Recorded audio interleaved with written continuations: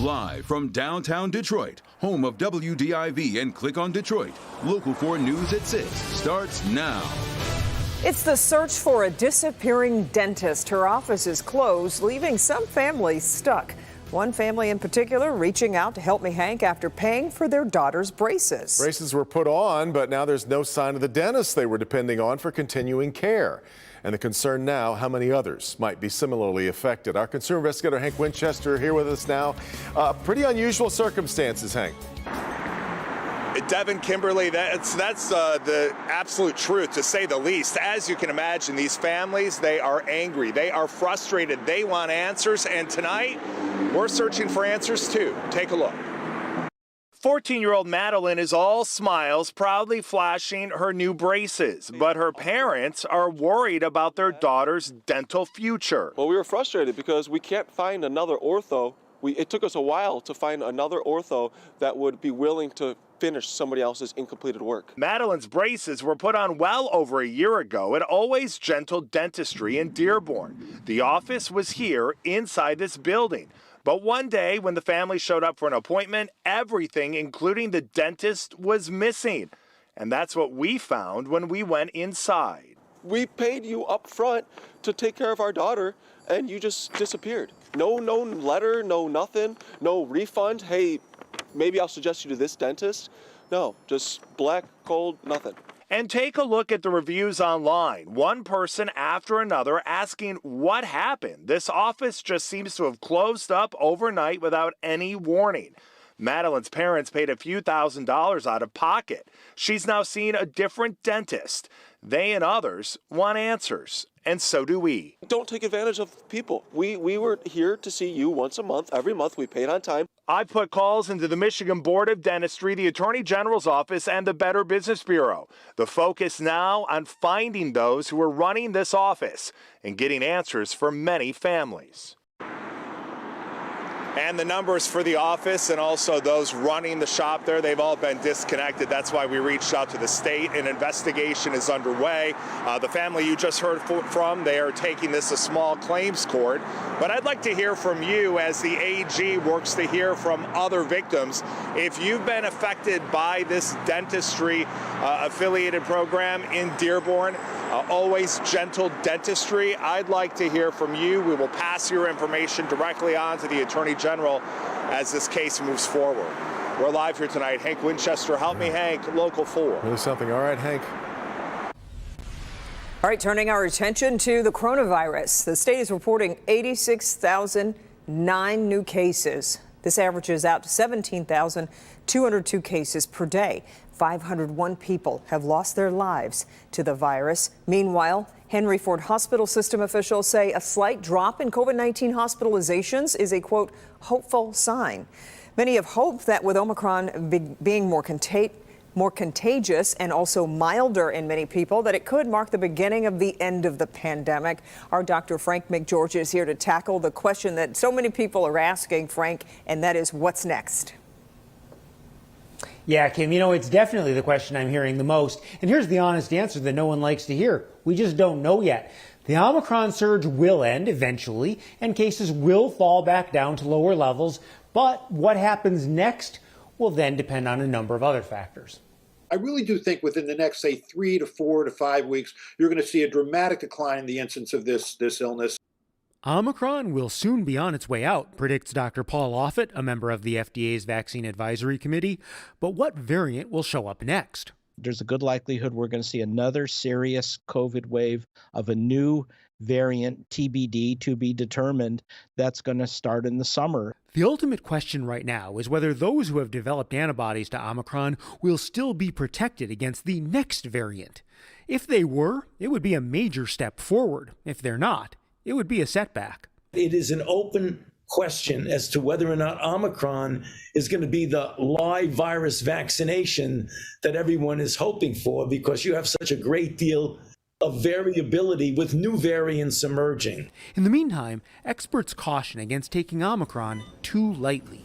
we have to stop the happy talk about Omicron, this is still a very serious pathogen, especially in light of the fact that so much of our healthcare workforce is getting knocked out at home with COVID. It seems to me that the answer here is obvious for how to get out of this, to get it to an endemic stage. We can only vaccinate our way out of this pandemic. Now, he says that because those who are vaccinated and boosted are far less likely to be hospitalized or become seriously ill. Now, the big hope right now is that the next variant will also be milder, and that our vaccines will continue to be effective, and that we can move closer to COVID being more like the flu. But we just have to wait and see. Let's hope so. Frank, you were talking a few weeks ago about those antiviral medications that were recently authorized. What's the status on those? Well, you know, those could actually have a really big impact. In fact, Pfizer's Paxlovid in particular was very effective at reducing the risk of hospitalization and death. Right now, though, unfortunately, the supply is very limited. But as more doses become available, it could also move us in a better direction. Also, keep in mind, researchers expect that those drugs would remain effective even with new variants as they emerge. Yeah, let's hope so. Okay, Dr. McGeorge, thank you.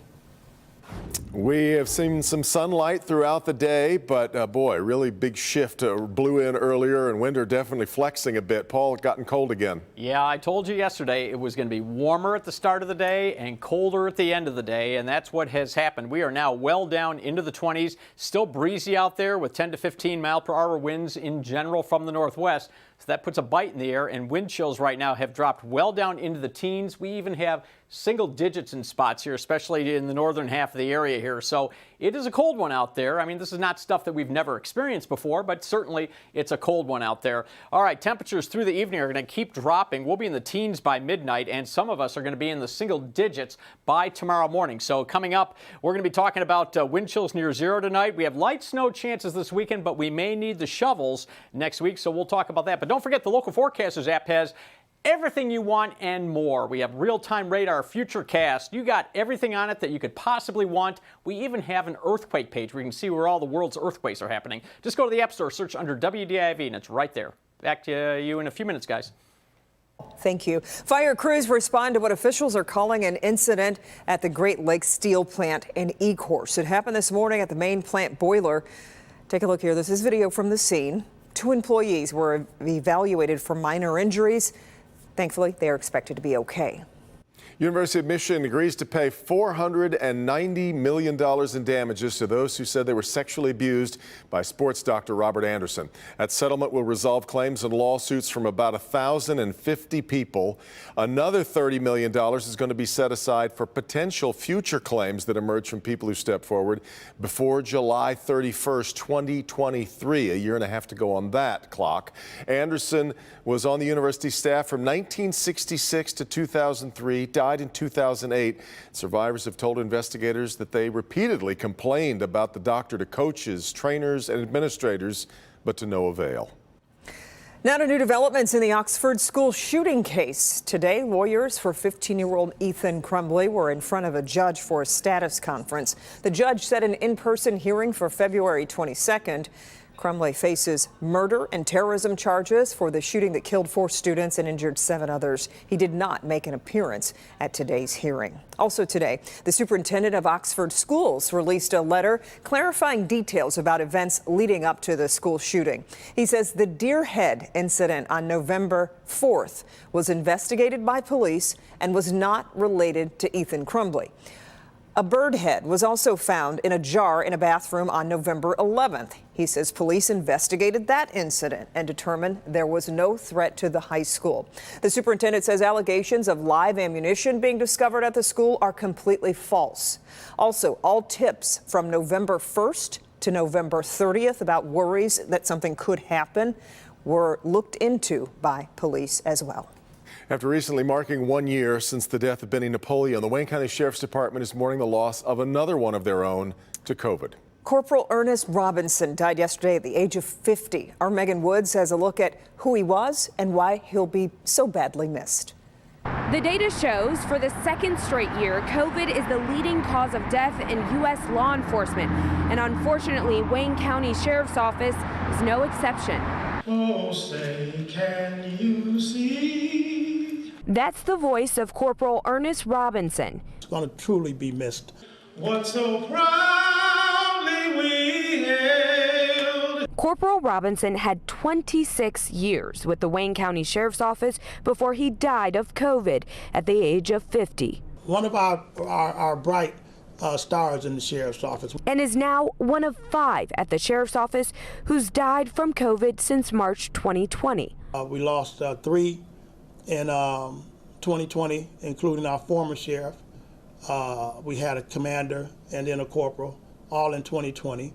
Then in 2021, the end of 2021, we lost an officer that worked in our secondary roads to COVID. According to the National Law Enforcement Memorial and Museum, last year 458 law enforcement officers died in the line of duty. About 300 of those deaths were caused by COVID. This pandemic has definitely put a hole in law enforcement, along with those that are retiring. Wednesday, the Sheriff's Department announced they're recruiting to fill 100 positions in 2022. You can come in as an 18, 19-year-old and even older, making about $41,000 as a flat rate a year. Those 100 open positions vary from working in the jail to narcotics, road patrol. There are a lot of different opportunities. You just have to be 18 and older to apply. I'm Megan Woods, Local 4. Megan, we appreciate it, and we'll have a link to an application as well as a closer look at that law enforcement study on clickondetroit.com.